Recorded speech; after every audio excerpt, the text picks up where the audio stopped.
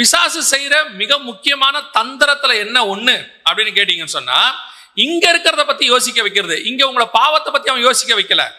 இங்க என்ன செய்ய வைக்கிறான்னா ஸ்பிரிச்சுவலா யோசிக்க வைக்கிறான்.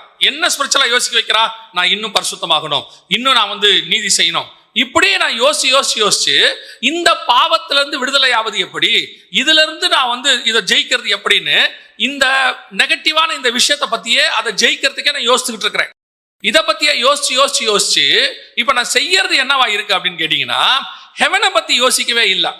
ஹெவனை பத்தி யோசிக்காம இங்க இருக்கிற பாவத்தை பத்தியும் இதை ஜெயிக்கிறத பத்தியும் இப்படி யோசிச்சுக்கிட்டே இருக்கிறதுனால நான் என்ன பண்ணிக்கிட்டு இருக்கிறேன்னா, இதோட போராடி இது கூடயே ஸ்ட்ரகிள் பண்ணி என் சிந்தனை முழுக்க இதை ஜெயிக்கிறது எப்படின்னே இருக்குது.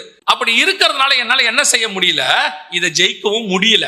நம்ம எல்லாருக்கும் ஃபெட்ட பாக்குது, ஏன் என்னால இதை ஜெயிக்க முடியல? சிந்தனையா இருக்கட்டும், அல்லது பார்வையா இருக்கட்டும், அல்லது எண்ணங்களாக இருக்கட்டும், அல்லது மறைவான பாவங்களா இருக்கட்டும், இதை ஏன் என்னால ஜெயிக்கவே முடியல? நானும் ஆசைப்படுறேன்.